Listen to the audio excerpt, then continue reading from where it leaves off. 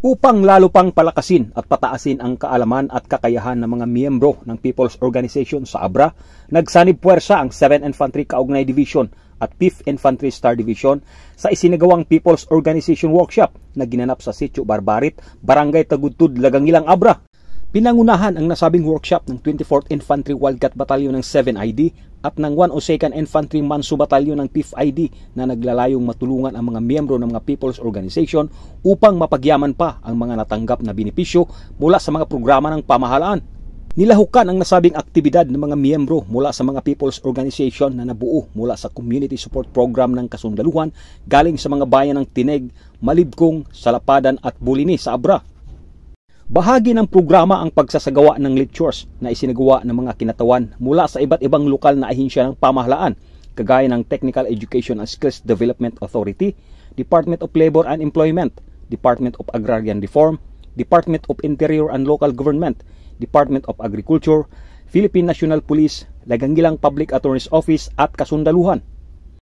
Ayon kay Lieutenant Colonel Jose Wilfrido Panis, ang commanding officer ng Wildcat Battalion, na ang pagbuo ng mga People's Organization ay hindi lamang upang matugunan ang pangangailangan ng komunidad, ngunit isa ring hakbang upang maisakatuparan ang magkamit ng pangmatagalang kapayapaan at kaunlaran.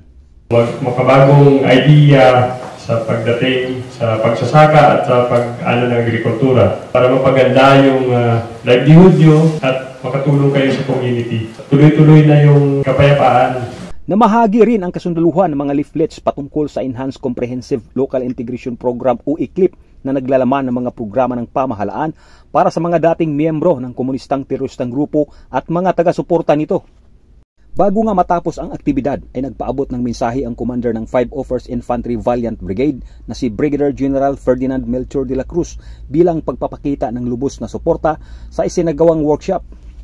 Dahito iti panawin na kami nga soldado to'y talo nga batalyon sa datoy under the brigade ko, siguro awan pa iti 30% ti taga-Abra nga talaga.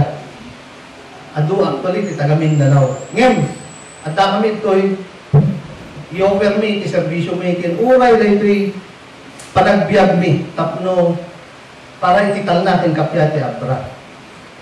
Hangad ng kasundaluhan na mapabuti at maiangat ang kalagayan ng kabuhayan ng mga People's Organization sa lalawigan ng Abra sa pamamagitan ng patuloy na pagsasagawa ng programa at aktibidad upang mapahusay ang kaalaman at kasanayan ng bawat miyembro ng organisasyon.